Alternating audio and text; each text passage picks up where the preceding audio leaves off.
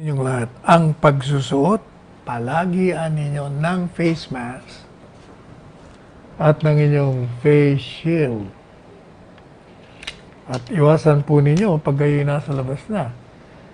Yung masasalubong nyo, makakatabi nyo, mga 2 metro para siguradong ligtas po tayo sa pagkahawa ng coronavirus kahit na anong variant yan. At maghugas po kayo palagian ng inyong mga kamay with soap and water, or dala kayo ng maliit lang na sanitizer o alcohol. Tingnan nyo ako, meron o. Nandito lang palagi nasa aking katawan.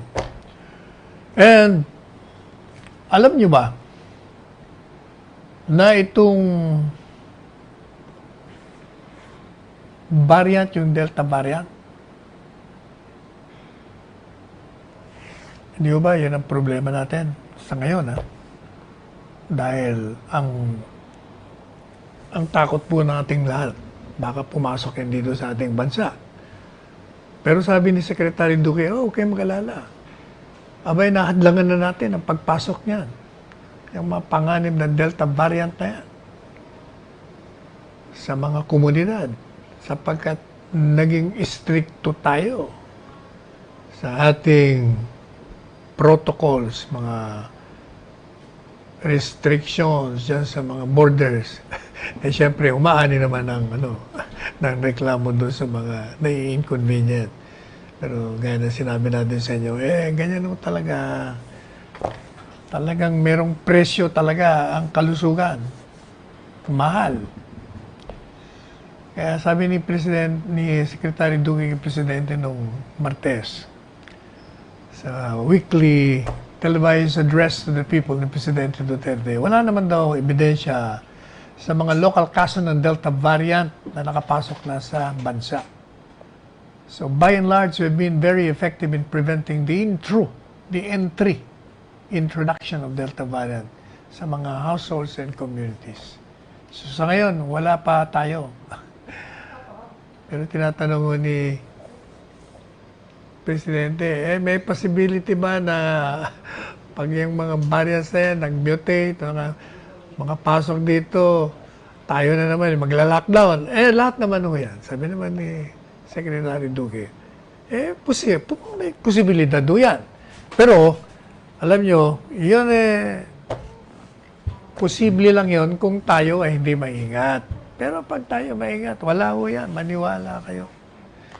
Kaya-kaya ho natin yan. Alright. Sabi naman ni Secretary Galvez, yung second dose, yung pangalawang turok ng bakuna ninyo, napakahalaga po niyan para siguradong buong buo ang proteksyon ninyo sa coronavirus. At inihikayat niya lahat ng mga LGUs na bigyan nyo ng priority yung pagtuturok ng second dose. Kasi magiging useless yan pag hindi nyo na iturok yan. At alam nyo, ang effectivity ng mga tinurok sa inyo, lalo na yung Sinovac, 2 linggo tapos kayong maturukan. Saka lang magiging very effective yan. Kaya sabi ni Secretary Galvez, unahin natin yung mga second dose kasi baka magkaroon tayo ng problema dyan. Pag hindi mo na iturok yan, mawawala yung agimat yan, yung kamandag niyan. Kaya nagpadalabas na ho siya ng advisory. Pinadaan niya sa National Vaccination Operations Center. At binigyan niya po ng notisya yung mga LGUs na merong delay sa pagdating ng Sputnik 5 component 2 vaccines, pati na yung weekly delivery ng Sinovac vaccines.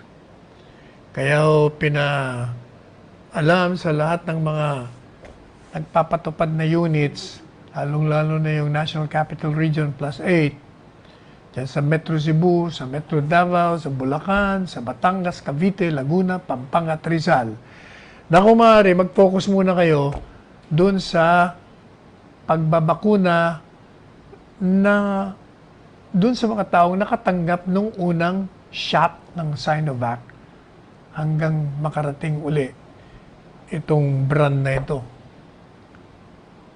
Kaya concentrate muna kayo. Para meron ho silang full protection. Kasi nakakakita raw po si Secretary Galvez ng disparity sa National Vaccination Report kung saan daw yung 11 million na na-administer o na turok, 2.8 lamang yung fully vaccinated. So mga 7 million yung nabakunahan na, pero yung pangalawa hindi pa. Kaya dapat tugunan po natin itong nakikita nating mabagal na pagtuturok ng pangalawa. Yung iba naman kasi, hindi bumabalik. Nakakalimutan.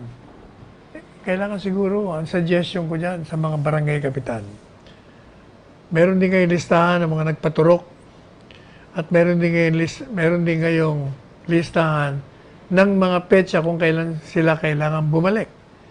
At kayo'y magbigay ng isang system kung saan mapapaalala nyo sila. Para kung nakalimutan, maalala. Yung mga ayaw, malaman natin kung bakit at mapaliwanagan. At itong lahat na ito ay para sa kalusugan nyo, para sa kaligtasan nyo. Kaya tayo na magpabakuna. Hindi po ba? Sabi ko ni FDA Director General Eric Domingo, pinaalala niya po yung publiko na yung maximum protection laban sa COVID-19 nagkakabirtud lang yan. Giging epektibo lang yun. 2 linggo matapos kayong makaturokan ng pangalawang bakuna. Kaya gaya naman napakalaga ng second dosage. Buti ko tayo, tapos na dyan. Yung atin, mga baka pangatlo na, booster na tawag nila doon. Yun naman nung may mga bakuna, ulitin natin ha. Pag kayo tinamaan, hindi kayo ma-hospital. Hindi rin kayo mamamatay. Karoon lang kayo sakit ng ulo, sipon, parang trangkaso. Kaya talagang magpabakuna na ho tayo. Bakuna rito, bakuna doon. Yan ang slogan. Yan ang cry of the moment. Vaccine. Let's have ourselves vaccinated. At between the time na kayo tinurukan ng una at dun sa pangalawa, kailangan stricto kayo sa sarili nyo na magsuot kayo ng face mask at saka yung pong face shield ninyo. Gayahin nyo si Mayor Dino Chua ng Noveleta. Nagsusuot ng face mask at ng face shield. Kahit na malate siya sa kanyang appointment, kadalasan. Dahil nga, naghahanap siya ng mga face mask, face shield para meron siyang pananggalang. Mamaya, tatawagan natin, papaalalahan na natin. Anyway, talagang sabi nga ni Dr. Eric, kailangan ho talaga, huwag ho kayong magsawa sa paggamit at saka sa mga paalala po namin. Sa totoo lang, nagsasawa na ako tayong paulit-ulit ng paalala sa inyo. 1 taon na tayong ganito Sabi nga ni Presidente Duterte, nagsawa na siguro sa pakikinig sa atin doon sa kumain kayo ng gulay, kumain kayo ng mga masustansyang pagkain, uminom ng maraming tubig. Siguro, naririndi na si Presidente sa atin. Sabi niya, Sal, pwede ba huwag mo na sabihin yun? O kaya, sinortcut na natin. Magpalakas na kayo ng inyong katawan nyo. Siguro naman, paulit-ulit Alam nyo na yun. Anyway. So, sabi ni Dr. Domingo, pag kayo may bakuna na at tinamaan kayo, siguro sakit ng ulo lang ang nararamdaman nyo, o baka may konti lagnat, o masakit yung arm nyo, o yung bisig nyo. bihirang-bihira ho yung meron ka ng bakuna. Hindi lang bihirang-bihira. Wala nga ako naririnig eh. Sige, ituro nyo sa akin kung meron nagpabakunang namatay. Wala. Mamamatay kayo pag wala kayong bakuna. Anyway, meron pa. Alam nyo, ito pong mga private firms na pinapayagang bumili ng bakuna. Abay, wag niyong sisingilin yung mga empleyado niyo, ha? Sapagkat pwede naman kayong humingi ng reimbursement sa pamahalaan. Kung baga, cost sharing tayo. Sagutin natin yung ginastos mo para makakuha ng bakuna para iturok mo sa mga empleyado mo. Kailangan, huwag kayong magdadagdag, ha? Kung ano lang yung presyo ng bakuna, yun lang i-reimburse nyo. Marami yung mga pribadong kumpanya na talagang humihingi ng bakuna kaya sumasama sa gobyerno para bumili. Marami tayong alam, ang kakaibigan natin may mga companies, gano'n. I remember, pati nga yata si Joey Concepcion, namili rin. Pero parang hindi pa dumating. Ewan ko kung dumating na. Anyway, yung po daw inflation natin, dahil sa intervention para ma-stabilize ang commodity prices, mukhang nag-take effect na. Sapagkat yung inflation daw natin nag-decelerated na. Mula pa ng Hunyo ngayong taon. Ayan ang sabi ng NEDA, National Economic and Development Authority. Sabi ho ng Philippine Statistics Authority, yung headline inflation rate bumaba sa 4.1%, bringing year-to-date inflation still at 4.4%. At ito daw dumating matapos ang 3 buwan ng steady 4.5% inflation rate mula Marso hanggang Mayo 2021. At ito rin po ang lowest, pinakamababang inflation rate na na-record mula noong Disyembre 2020. Ito, alam nyo, itong mga patakaran, mga sinagawa ng mga economic managers natin, halimbawa, yung pagdagdag ng food supply, yun ay nakapababa ng inflation. Kaya ang ating pamahalaan patuloy pong tutugunan ang mga constraints, pati na yung problema natin sa paggalaw ng mga goods, kasama na siyempre yung mga quarantine restrictions natin upang magkaroon naman ng access yung bawat pamilya dun sa pagkain at yung affordable na pagkain. Yan po ang sabi ni Secretary Carl Kendrick Chua. Yun daw pong month-on-month meat inflation bumababa rin at 0.3% from 0.1%. At ito daw pong pag-decline ng meat inflation mukhang ito ay resulta ng positive effects ng Executive Order 133 and 134. At lalong papababain daw nito ang presyo ng karne sa susunod na kalahating taon. Meanwhile, si Secretary Tugadi naman ng Department of Transportation binibida naman sa atin na yung dati-dati ho ba nagka-problema tayo dyan sa driver's license. Hindi ba papel lang binigay sa atin noon? Ako, ilang taon yata tayo, papel lang. Ngayon hindi na, card na. Kaya lang, ito naman, ewan ko Secretary Arta, kasi nung binigay sa akin yung driver's license kung bago, sabi ko, bakit parang mas pangit ito kaysa mas maganda yung dati? Hindi maganda yung, I don't know kung nag-menos tayo o binarat tayo nung naggagawa nito. Pero mas maganda yung dati. eleganting dating kasi yung bago. Paka-ordinaryo naman. Hindi bagay sa iyo, Secretary Art. Maporma ka eh. Maporma din. Kung malaman bakit yun ang lumabas. Anyway, sa isang Facebook post, Secretary Dugade, sabi niya, yung LTO ngayon ay may 3 milyong driver's license cards backlog. Noong 2016 yun. Yun kumbaga, 3 milyon ang hindi mai-release. Wala. May nagka-problema nga. Nung pagpasok ng Administrasyong Duterte.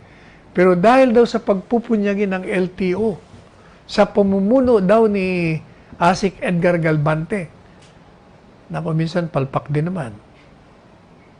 Ngayon, ay nasa solusyonan na. Siyempre, kung minsan palpak ka, kung minsan hindi. Ganyan talaga. Ang importante dyan, pag pumalpa ka, ayusin mo. Parang yung sa OWA. Yung OWA, yung administrator noon, binanata natin ng gusto. Kasi meron palang pambayad sa AirAsia, hindi inire-release. Pinabalik-balik yung mga tao doon. Sari-sari talaga, mga pasaway.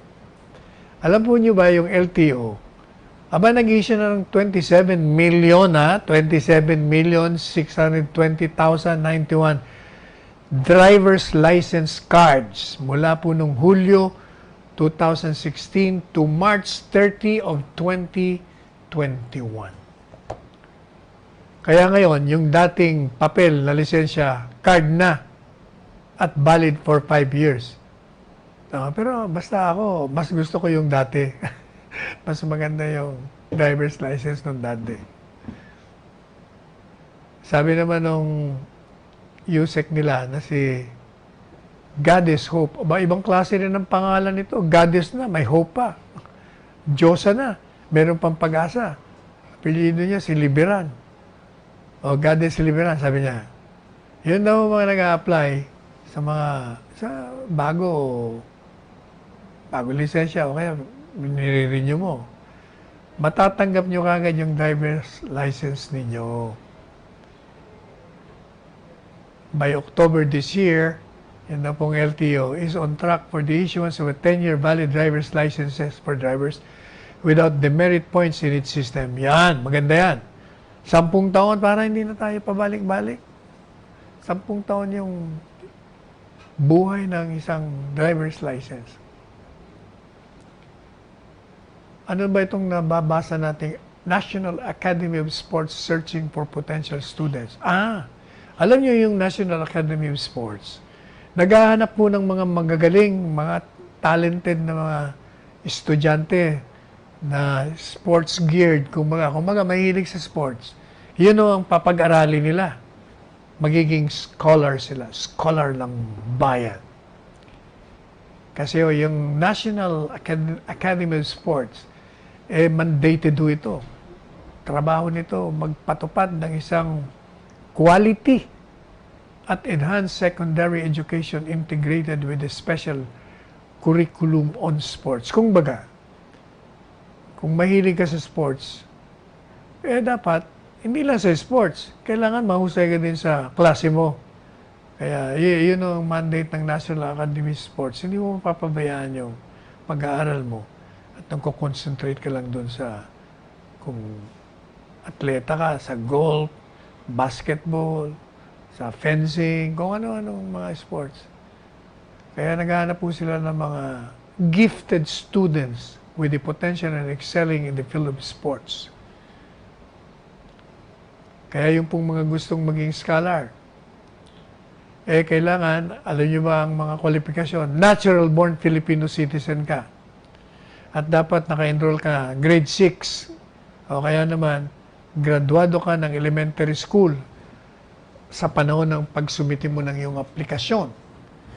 At magpapadaling kayo ng pruweba na meron kayong potensyal at interest sa particular sport. Pakita nyo gilas nyo muna. Alam nyo ba yung scholarship? Kasama ko doon, libreng tuition. Libre yung tirahan mo, board and lodging. Diyan po sa dormitory ng NAS campus in New Clark City. Yung provision ng quality secondary education. Pati na po yung access sa specialized sports training. Pagkakataon din na katawanin mo ang bansa sa mga international na kompetisyon. Pati na yung exchange programs, palitan ng mga estudyante sa iba't ibang bansa. Ay, syempre, meron din kayong allowance, monthly stipend. Tandaan nyo, yung deadline ng submission ng aplikasyon is July 16, 2021. Teka nga muna, pahinga muna tayo ng ilang sandali bago tayo magpatuloy.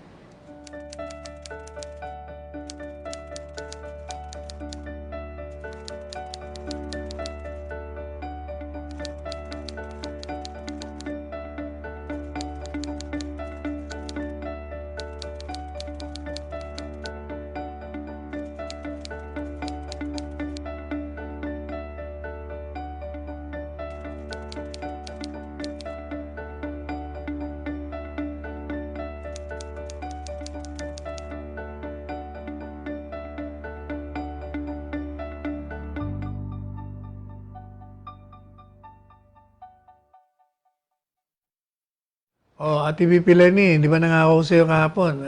Talakayin natin yung, kasi pinagmamalaki mo parang nabasa ko yun na, okay kami sa COA. Okay yung aming budget. Okay yung gastos namin. Pero meron din pala kayong mga deficiencies. Yan nga ba sinasabi natin? Don't crow kagad. Sabi ng COA, yung 2020 Annual Audit Report ng Office of the Vice President, meron ding mga observation silang nakita. May mga process gaps sa pag-handling, sa monitoring, yung sa resibo. Kulang yata kayo na resibo. Pati daw yung mga distribution ng mga donations in kind. Pati yung mga material donations from various donors in 2020 na nakalaan sa distribution sa publiko. Ang madalit sabi, na-obserban daw po nila ano yung mga kulang. Kulang kayo sa item description. Dapat i-describe nyo na yung mga natatanggap nyo mga donasyon. Yung unit, yung quantity, yung presyo ng several items. Hindi lang yan, sabi niya, nabiguring kayo na i-itemize nyo yung relief packs and the variances between the summary list of donations and the distribution. At meron daw, siyempre may listahan kayo ng mga donasyon, pero yung listahan nyo ng distribution, hindi tumatama. Kita nyo na, may mga deficiency din pala kayo Kayo talaga, masyado kayong pinagmalaki nyo kagad kasi. Yan nga ba sinasabi natin, Ate VP Lenny? Before you open your lips, better be sure your facts are right. Otherwise, talagang may problema kagaya niya, no? The day after na pinagmalaki mo, meron na kagad report na, oops, excuse me, marami ka rin deficiencies. Hindi ba? Ano pa? May bago na nga pala tayong congratulations nga pala sa mga kapwa nating abogado, yung Integrated Bar of the Philippines. Nagkaroon po ng halalan, di nga tayo nakasa yata tayo nun, Nueva Vizcaya. Merong bagong halalan at ito pong bagong halal na presidente ng IBP ay, sino nga ba ito? Si Bert Estrada. Ito pala graduate ng Xavier University at Ateneo de Cagayan, dyan sa Cagayan de Oro City. Siya ho ang pumalit kay Domingo Egon Cayosa ng IBP. Nagtapos itong si Attorney Estrada ng kanyang law degree. Hindi naman sinabi kung kailan. But alam niyo pala, ito dato ng Bukidnon, Tagaluanan tribe. Ipaglaban mo yung mga indigenous people. Bigyan mo ng libre. Libre mga abogado lahat yan. Kaya sabi naman ni Chief Justice Sismundo, kayo mga abogado kayo, conduct yourselves with honesty and integrity. Maging matapat kayo. Kailangan may integridad kayo. Kung ano napag-aralan nyo sa College of Law, gawin nyo. Regardless kung sinong makaharap nyo, sino maging kliyente nyo, sinong karap nyong wes, basta kayo maging matino. Yan ang sabi ni Chief Justice. Pero inabot na ho tayo ng ating pagpapahinga. Maya-maya, tuloy ho natin. Pahinga muna tayo. Kailangan tayo, may asa kasuin lang tayo. We'll get back to you just a few minutes.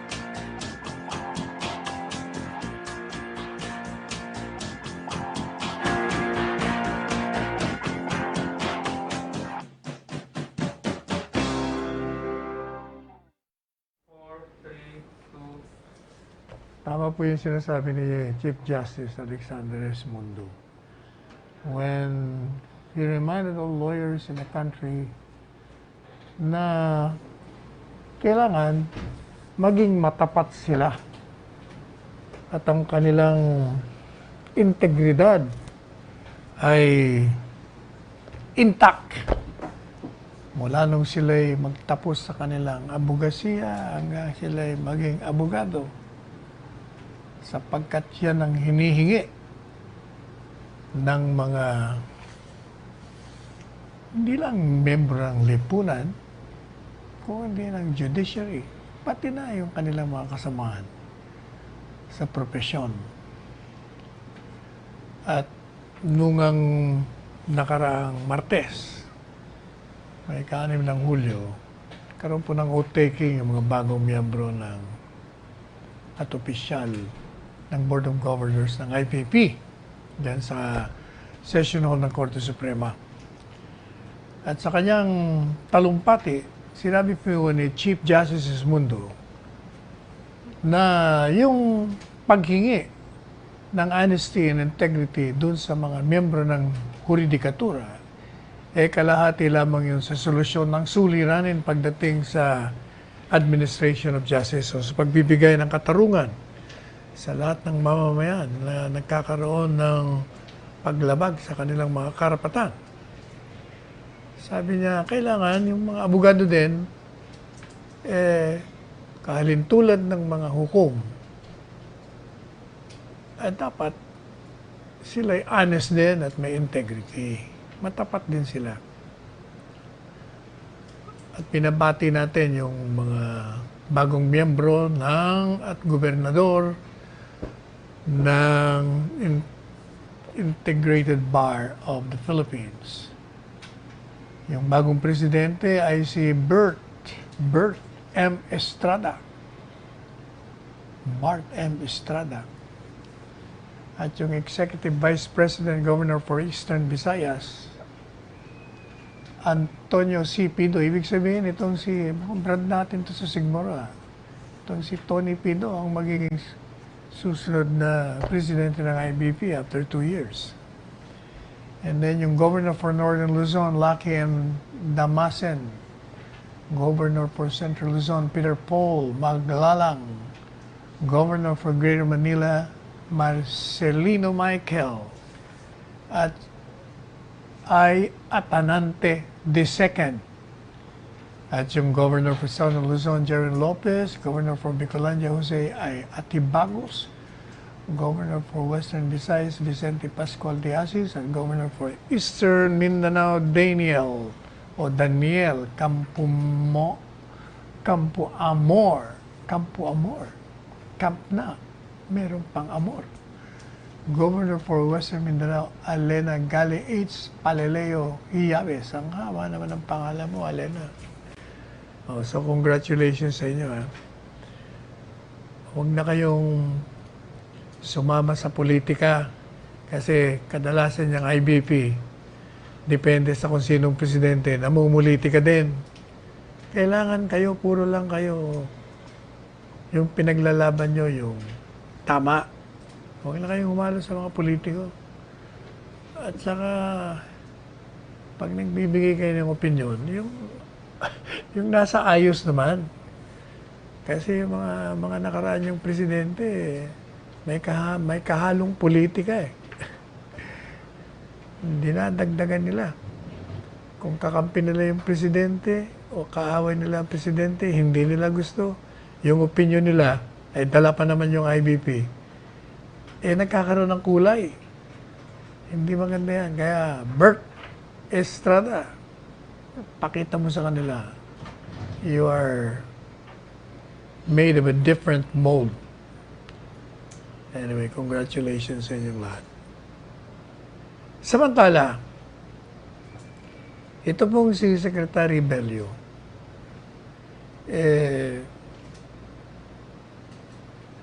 merong panukala na panood natin siya kahapon.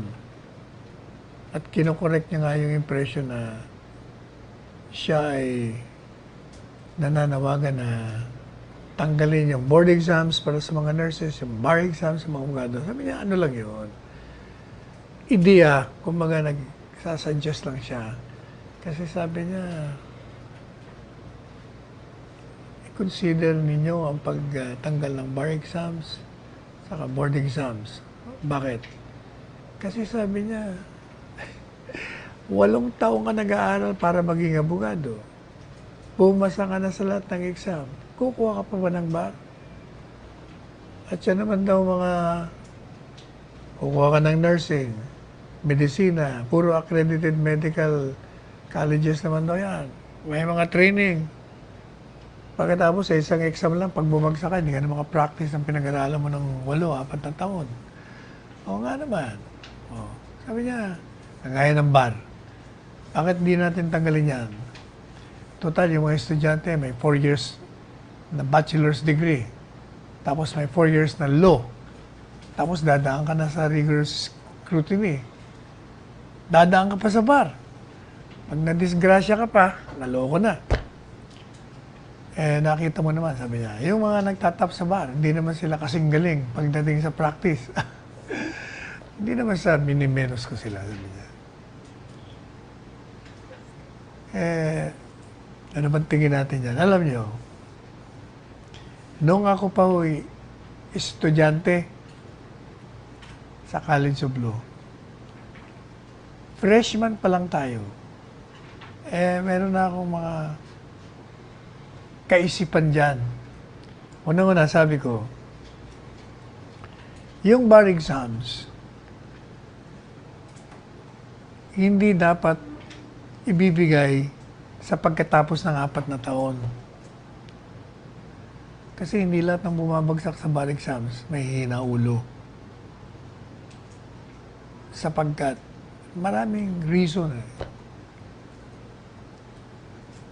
Kung minsan hindi preparado, o minsan may problema, minsan nagkasakit. Iba-iba. At hindi yan ang sukatan ng pagkamagaling na abogado. Tama si Secretary Bello doon. Tingnan nyo si Don Claro M. Recto, bumagsak sa bar. Nung kumuha uli, nag-top naman siya. Kumbaga, maraming ganyan. Ako naman, iba naman nung nasa kaisipan ko dyan. Ang sabi ko, kung gusto nyong ma-weed out yung mga hindi, para kumonti na lang kasi marami nga naman bumabagsak. Ang pumapasa ay baka 20-30% o 14% pa nga kumisan. Para hindi na kayo umabot doon, every year, meron kayo dapat na eksaminasyon sa lahat ng kumukuha ng law.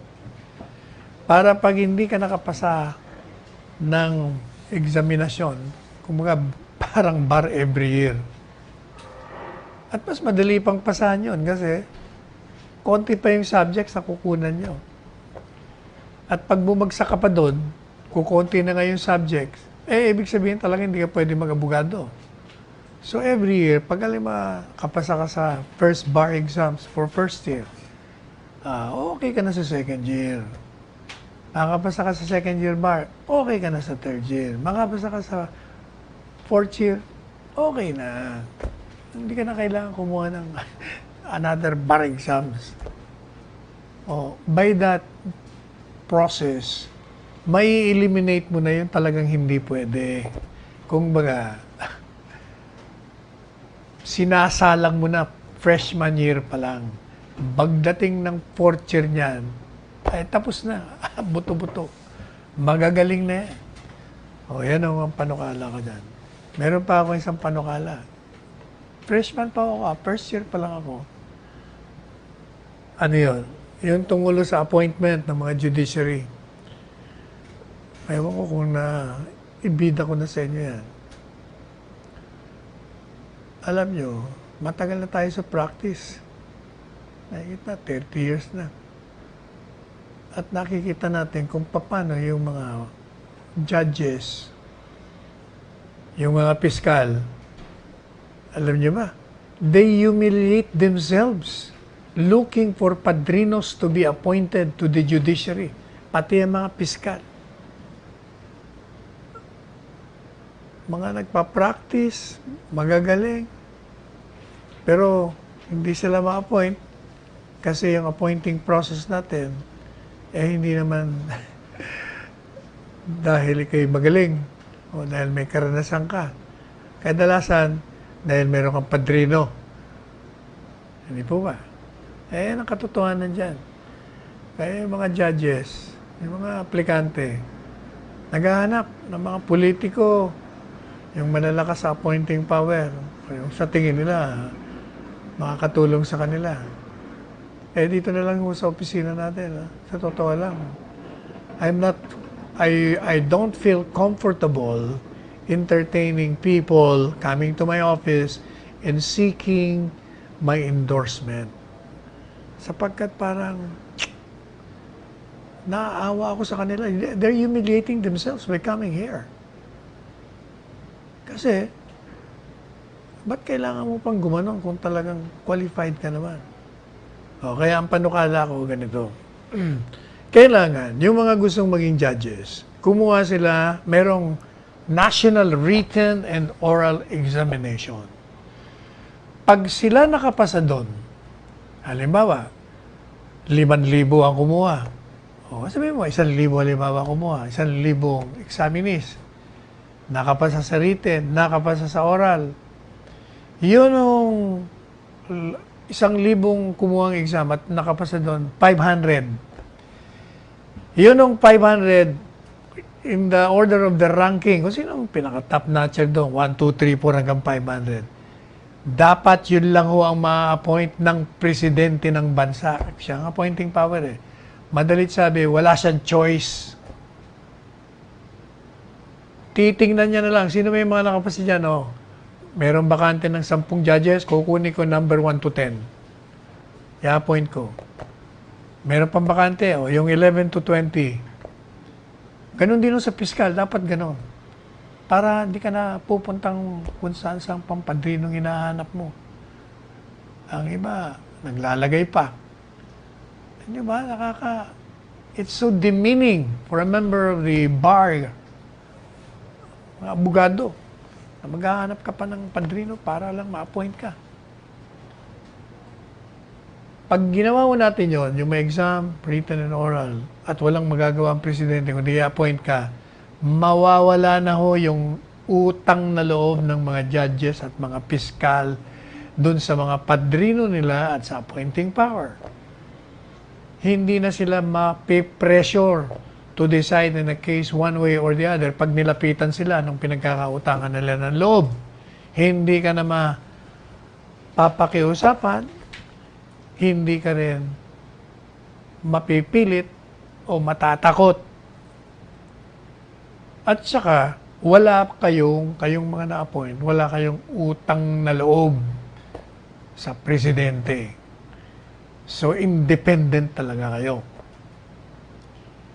Kung baga, sasabihin mo, excuse me, kaya nyo ako in-appoint sapagkat ako'y nakapasa sa examination written at oral, qualified ako. Yun ang dapat.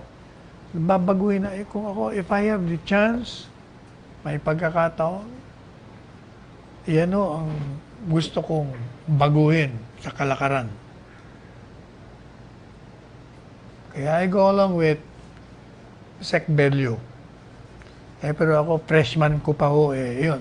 Meron pa nga akong written, meron pa akong, I remember, sa UST, kasi tatlo ang pinasukan kong entrance examination.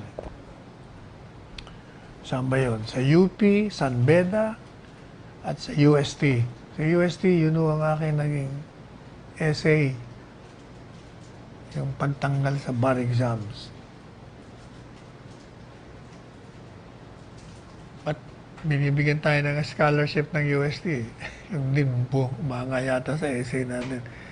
Pero nung lumabas na yung result ng UP, at saka sa Beda, pinili natin UP.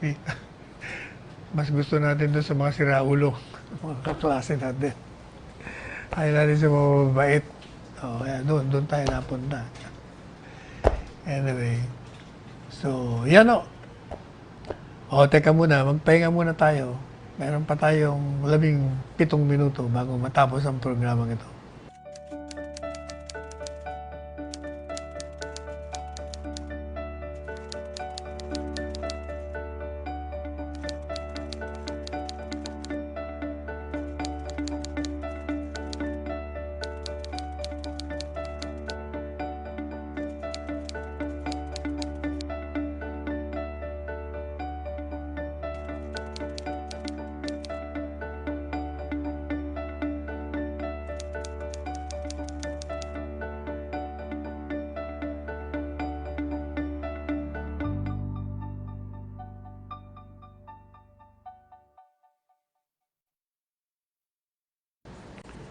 Alright.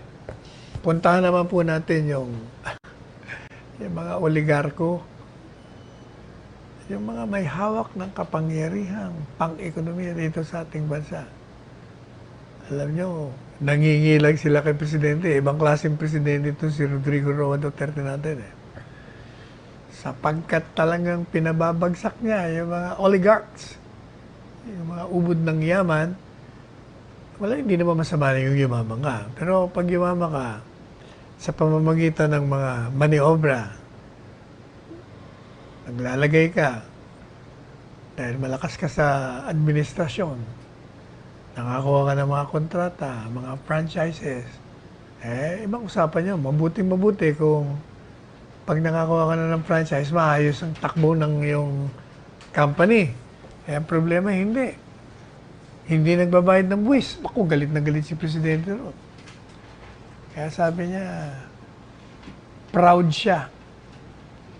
Nagmamalaki siya na talagang pinadapa niya sa panahon ng kanyang panunungkulan bilang Presidente sa loob ng 5 taon. Meron pa 1 taon. Ang natitira. Siniguro niya na itong mga ito magbabayad ng buwis.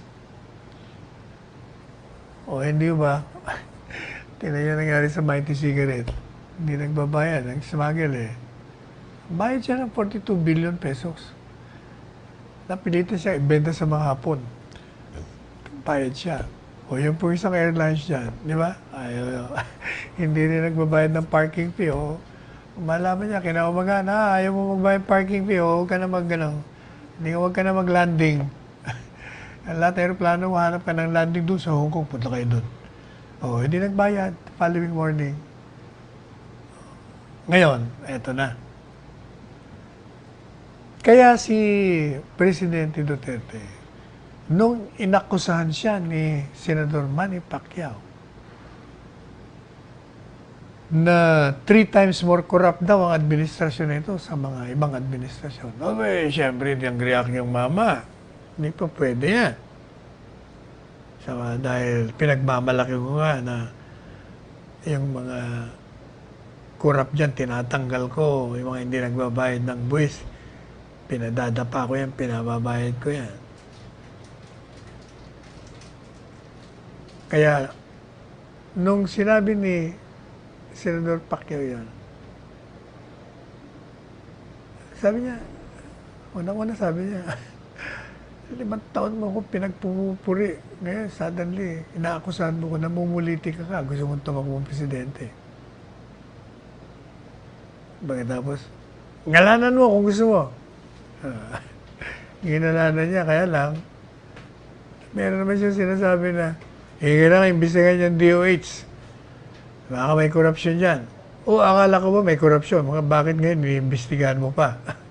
Kung merong korupsyon niyang anumang ahensya ng gobyerno, dapat idinimanda mo na. Yan ang trabaho mo. O, inirefer mo para maidimanda. O, hindi po ba? O, yan ang problema sa iyo eh. Kaya ikaw, Senador Manny, makinig ka. Di ba sabi ko sa iyo, pag meron kang ebidensya, tutulungan pa kita mag-file ng kaso. Now, sabi ni Presidente, nung nagsalita siya diyan sa PDP, Lakas ng Bayan, PDP laban. Sabi niya, ikaw, Pacquiao, ang pagkakalam ko, meron kang, magkano yun? 2.2 billion na hindi ka nagbabayad ng buwis mo doon sa mga laban mo. Tatapos, tawagin mo akong corrupt. Anong tawag mo sa sarili mo pag hindi ka nagbayad ng 2.2 billion? O, hindi ikaw ang corrupt. O, hindi naman sa I'm running after you, sabi niya. Gusto ko lang ipamukha sa'yo na pag ikaw'y nagbato ng putik, siguraduhin mo lang na yung putik hindi babalik sa mukha mo. O, sabi niya, hindi ko alam kung ano na nangyari doon kasi matagal ko na rin nabasa yun. Na hindi siya nagbabayad ng buwis. Kasi alam nyo, yung ating batas, kumita ka sa Pilipinas, bayad ka ng buwis. Kumita ka sa labas, bayad ka pa rin ng buwis. Ganun talaga eh. Kaya, tingnan natin, sa susunod kasi, kayong mahihilig kayo mag-aakusa, magtatapon ng kung ano-anong mga charges of graft and corruption. Better be sure you're clean. Sabi nga, come to court with clean hands. Kasi, pag nabalikan ka, malaking problema. Kaya hindi ba si Presidente, yun ang reason kung bakit ayaw niyang pakialaman yung mga secretaries ng kanyang mga departamento. Kung anong gusto mong gawin dyan sa departamento mo, gawin mo. Ikaw ang bossing dyan. Hindi kita pakikialaman. Yung budget mo, bahala ka dyan. May budget ka dyan. Bahala ka mag-hire ng mga gusto mong i-hire na confidential employees mo dyan. Wala, hindi ako makikialam sa'yo. Puwera na lang. Oh, ito ang puwera. Sabi ni President, puwera na lang. Kung may corruption ka, ay hindi po pwede sa akin yun. Tatanggalin kita. Kaya niya naman ginawa yun, na hindi siya nakikialam. Kasi, pag may mga transaksyon niya, may mga kontrata, hindi na darating sa kanya, wala siyang link, wala siyang ugnayan. Pag pumutok yung mga transaksyon dyan sa loob ng isang departamento, malinis siya. Kaya pwede niya sipain. Kaya malakas ang loob ni Presidente na magbigay ng akusasyon pagdating sa korupsyon. Kasi wala eh, malinis nga siya eh. Oh, pero, hindi, ibang usapan naman yung boxing. Pag boxing, okay lang. Tayo bilang Pilipino, siyempre, kampi tayo, Manny. Kaya lang, di ba sabi natin, Manny, akala ko ba senador ka? Di ba trabaho mo sa Senado? Ba't ka pa nagtatrabaho dun sa pag-boxing ka pa? Kasi kailangan niya ng pera. Kailangan niya ng pera. Tatakbo ang presidente. Talagang disidido eh. Ito kasing mga abogado sa paligid niya. Yan ang balita natin. Abogado, pinaglululoko siya eh. Pinapaniwala siya na sa survey, nangunguna siya. Gumawa sila ng kanilang survey. Ayan, paniwala naman siya. Ayan ako. Ayaw ko ba ikaw mani talaga. Oh. Pag legend ka na, hayaan mo na maging legend ka. Huwag ka na pumasok sa politika. Oh, ito naman si Trililing. Ayaw ko nang ngalanan to eh. Sabi ni Presidente, pag ikaw naging, ang lakas ng loob kasi itong tinutuko ko yung rebelde na dating senador na nakarinig lang ng putok mga ng stage ng coup, sumurrender ka agad. Pagkatapos, ang dami pang nawawalang mga gamit doon sa hotel kung saan sila pumirmi. Tatakbo raw siyang presidente. Sabi ni Presidente Duterte, patay. Sasabog tayo. Pag ito naging presidente. Kasi, sabi niya, kokot ko lang sabi niya, ito, stupido ito eh. Ito si Trilling. At meron tong illusions of grandeur. Alam niyo, hindi lang si Presidente nagsabi niya, ha?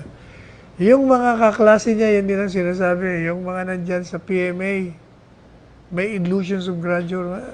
Alam bang illusions of grandeur? Ang tingin niya sa sarili niya, magaling.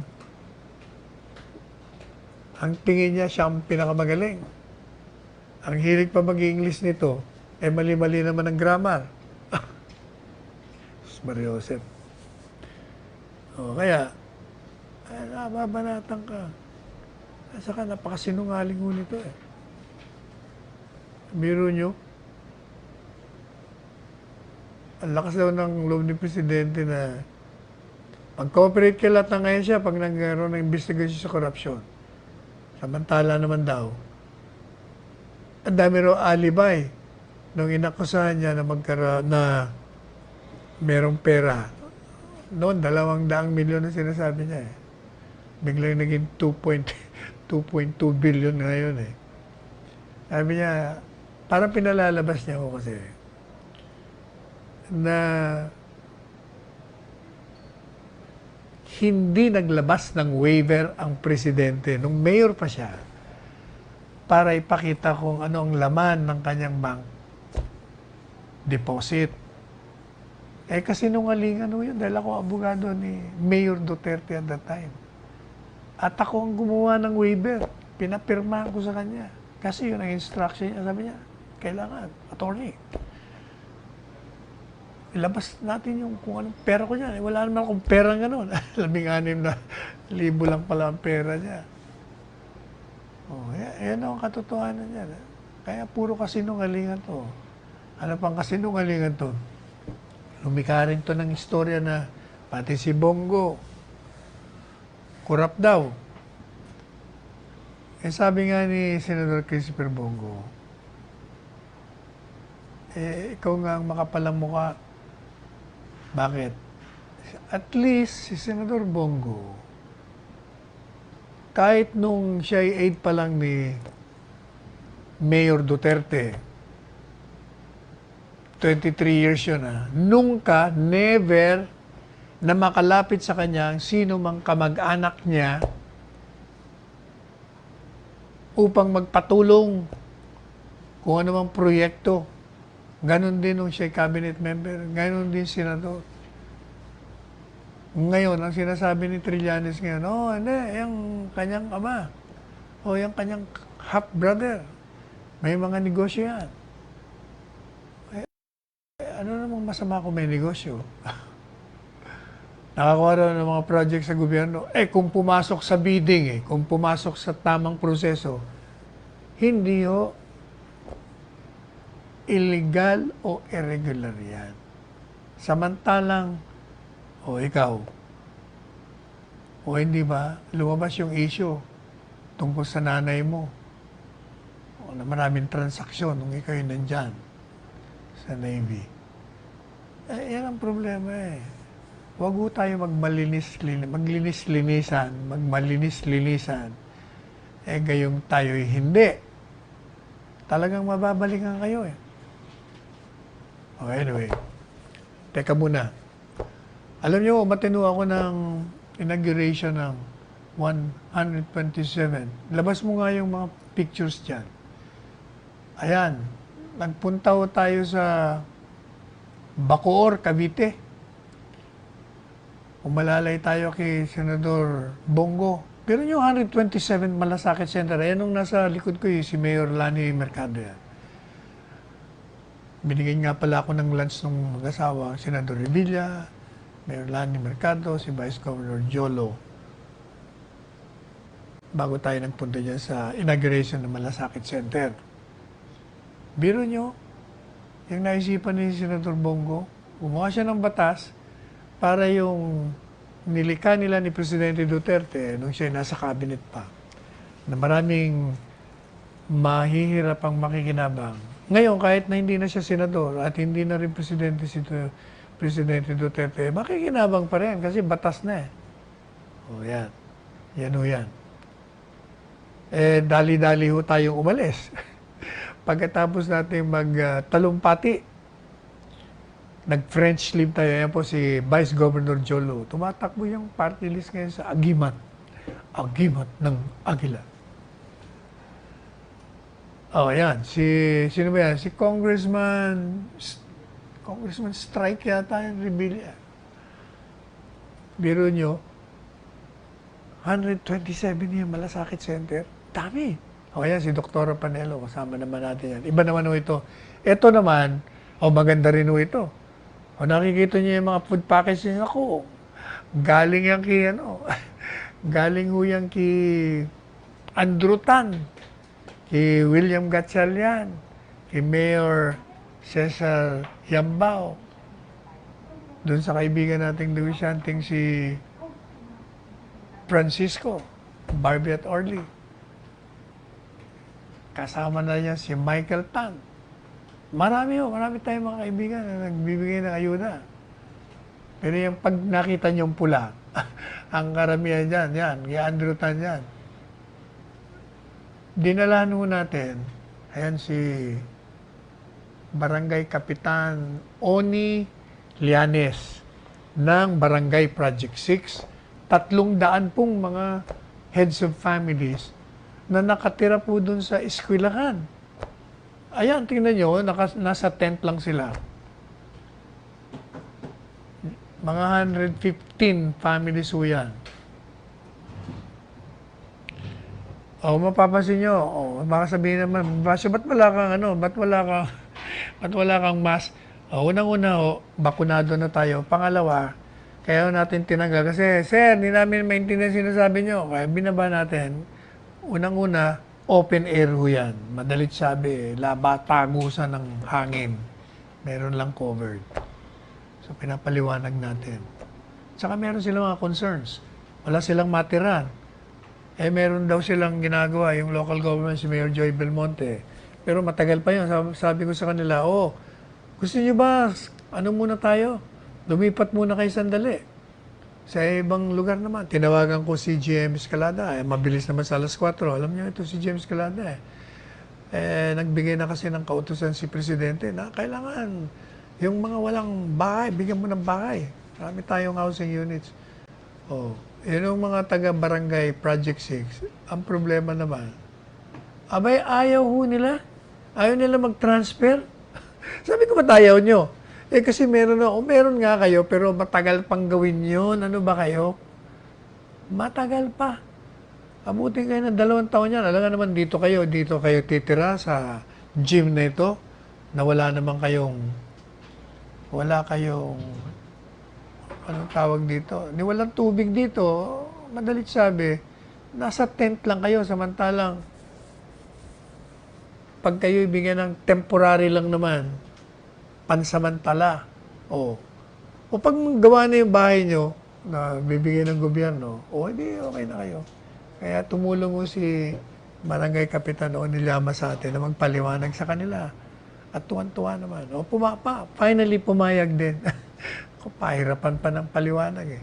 Anyway, nabot na po tayo ng oras. Magpapaalam na po tayo. At tayo po ay magpapalala, o kayo pwede ba o magsusot kayo ng face mask ninyo at saka ng inyong face shield. Kahit kayo'y bakunado na, kahit na may bakuna, tuloy nyo pa rin ang pagsusuot. At mag-distansya po kayo ng 2 metro o 6 na pie sa inyong mga kaibigan o kasama o mga masalubong para ligtas tayo sa hawaan. Tsaka maghugas ho kayo ng kamay with soap and water. Magpalakas din kayo ng inyong katawan. And of course, when you wake up in the morning after sleeping at night ng mahimbing, tayo'y manalangin, magpasalamat sa dakilang lumikha sa pagbibigay ng ating buhay, pagdudugtong nito, pag-akay sa atin, sa matuwid na landas. At tayo'y manalangin din na bigyan pa tayo ng dagdag na talino, dagdag na malikhaing isipan upang tayo magtagumpay dito sa coronavirus. Manalangin din tayo, humingi tayo ng tulong sa may kapal na pangalagaan ng ating Presidente Rodrigo Roa Duterte at 10 ng kanyang pamilya upang ipagpatuloy niya ang kanyang matapat na paglilingkod sa ating bayan. Ako po ang inyong lingkod, Salvador Panelo, pansamantala nagpapaalam hanggang bukas na muli, alas 2. Hindi, Sabado bukas eh. Kaya 1:00 ho tayo, 1 to 2. Pag linggo 1 to 2 ho tayo. At nagsasabi po sa inyong, let us tread the path of roses and let us go beyond the path of thorns. Magmahalan tayo, and I love you all. No, I'm sure that Attorney Panelo, Senator Panelo, o Attorney Secretary Panelo pala, my favorite candidate for Senator. Tatakbo ka ba? Sabihin mo na at para malaman ng mga tao. Mukha at tatakbo ka. Ginong Pangulo, siguro lalakad na lang tayo papunta sa Senato para hindi tayo madapa. Lakad na lang, huwag takbo. Alam mo, Sal, maraming tao na hindi nakakaintindi sa iyo. Pero pag nalaman nila gaano ka stricto, very strict sa disiplinado ka sa trabaho mo. At kung alam lang nila ang paano umaandar yung utak mo, bibilib ang Pilipino. Ako, bilib ako sa iyo. Bilib ako sa utak mo at I said I appreciate your itong ano mo, yung pagka-stricto mo sa trabaho. Everybody is almost on a tip-top pag yung binabasa na namin yung mga recommendations mo. You are the presidential advisor, legal advisor of the president. At marami kang naibigay ng mga opinion na nagamit ko. At sa awa ng Diyos, puro totoo. Sabi ko nga, hindi naman iniiwasan natin dito na magmukha tayong, or at least there is no, hindi magsuspetsa ang Pilipino na kasabwat tayo sa lilangan ng mga taong Pilipino. It's your turn to talk. Mabuti siguro magtagalog ka na lang. Mahusay ka, Bicolano ka. At saka Ilocano po ako, Presidente. Bicolano ka. Tatay ko'y La Union, ang nanay ko'y Bicolano. Whichever. Marami pong salamat for the kind words, Mr. President, and for your endorsement.